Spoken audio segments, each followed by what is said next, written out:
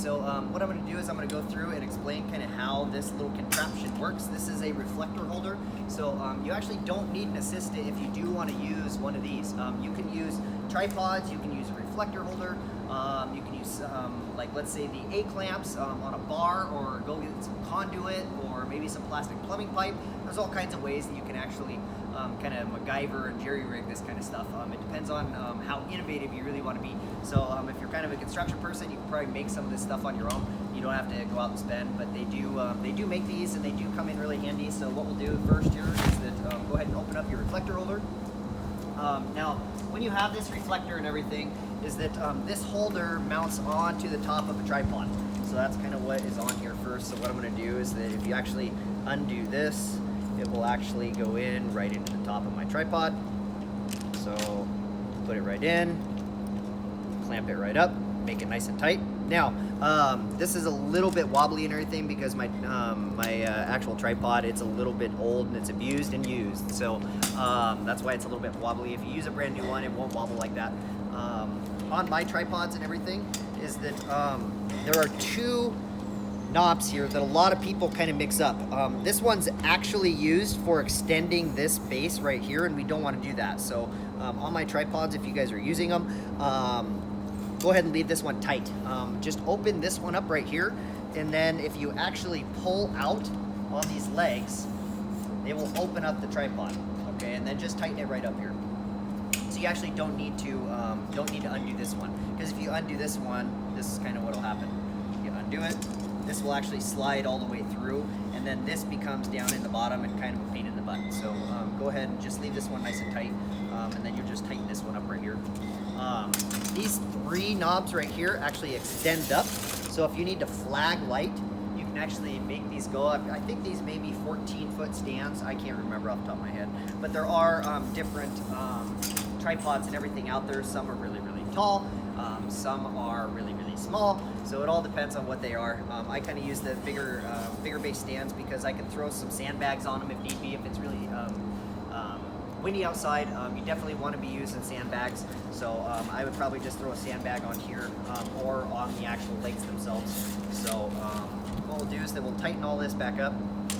The way that this reflector holder works is that these little clamps and everything is what will hold the actual sides of the reflector. So what I'll do is that I'll actually tighten this one up, and then we will extend the middle section out. So we'll actually move this back over.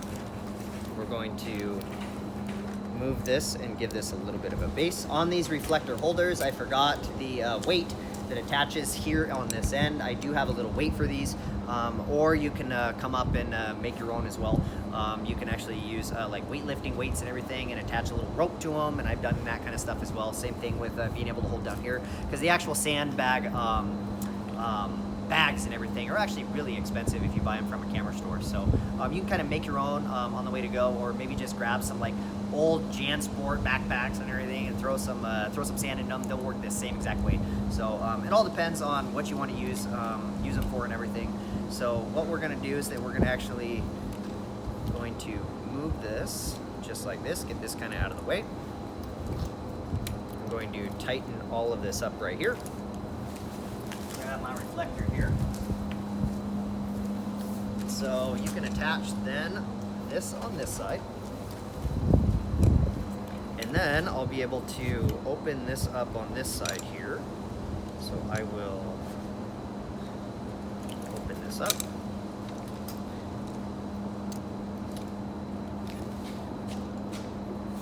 We'll bring this down.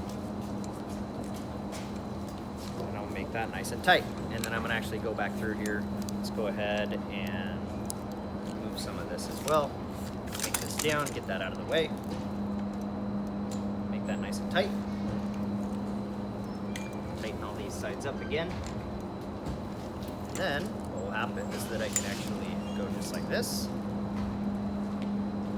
And to my lovely camera assistant, I'm going to move this over here. So what I'm going to do is that I'm going to take this reflected light and I'm going to point it at me of where I was standing. So that's kind of my thought process right here. So if my, I'm going to go right here.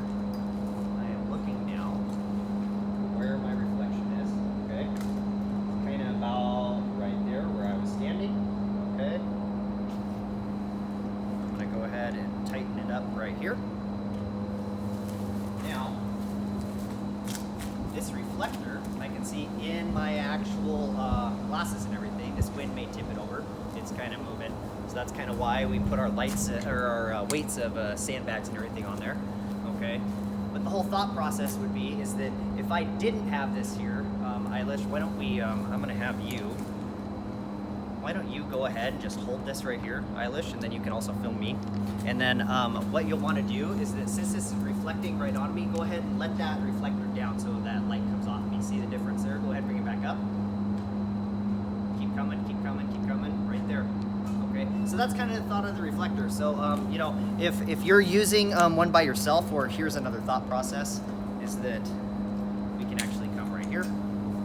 I would set it right here. And if you wanted to use the reflector, like let's say on somebody's coming up right here. So like let's say Eilish here is going to actually be using the camera, and you actually wanted to reflect something off of the sun onto my face, just like right here.